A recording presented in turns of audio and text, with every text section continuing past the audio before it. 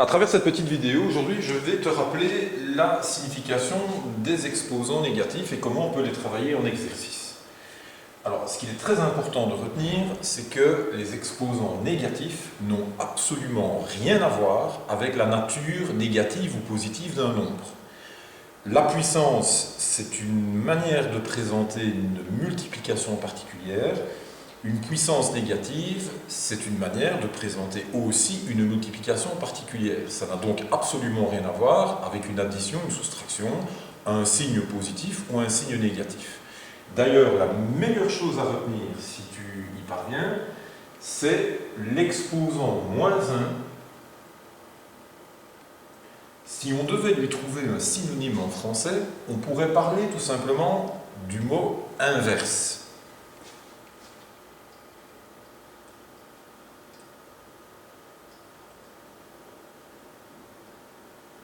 D'ailleurs, sur certaines calculatrices, pour obtenir l'inverse d'un nombre, il existe des touches qui sont des touches 1 sur x, sur certaines calculatrices, mais sur d'autres, il y a une touche qui s'appelle tout simplement x exposant -1.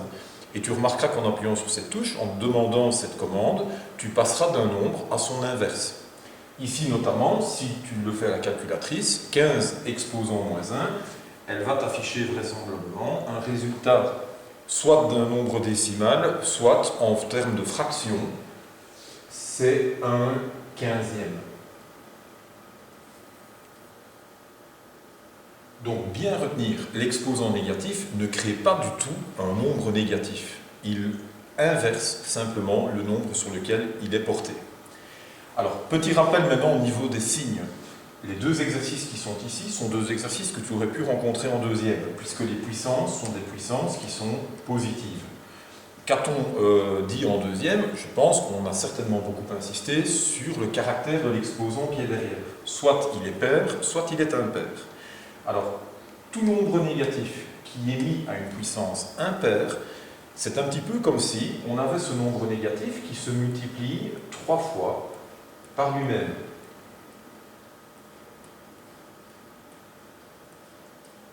Ceci, bien évidemment, en exercice, il n'est pas nécessaire de le noter, tu peux directement passer à la réponse. Mais le fait de le visualiser permet de comprendre pourquoi, dans ce cas-ci, ce nombre négatif qui est élevé à une puissance impaire, ça correspond bien évidemment à 3 fois ce nombre qui se multiplie par lui-même, donc on va avoir un nombre qui est négatif, c'est -8. Donc, tout nombre négatif qui met une puissance impaire reste négatif. Par contre, dans le cas de -2 exposant 2, comme -2 exposant 2 correspond au calcul suivant, -2 qui est multiplié par lui-même, et bien dans ce cas-ci, on tombe dans un résultat qui, au contraire du précédent, va être positif. Il y a un nombre pair de signe moins, moins par moins donnant plus, nous allons obtenir comme réponse le nombre 4. Résumons, récapitulons, ce qui compte pour connaître le signe d'une puissance d'un nombre négatif, c'est tout simplement la nature de l'exposant qui suit. Attention, pas le fait qu'il soit positif ou négatif, mais simplement le fait qu'il soit pair ou impair. À travers maintenant les deux exemples du dessous, nous avons des puissances qui sont des puissances négatives. Donc là, attention, comme tu l'as vu tantôt, puissance négative veut dire inverse. -2 exposant -3, si je veux pouvoir comprendre réellement à quel nombre j'ai affaire, je vais devoir d'abord inverser. -2 exposant -3, cela correspond à la fraction 1 sur -2 exposant 3. Je vais rigoler parce que c'est un petit peu...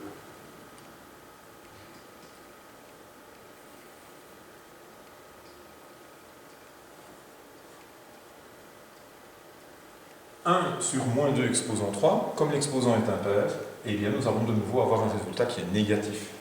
Cela va donner la fraction -1 sur 8.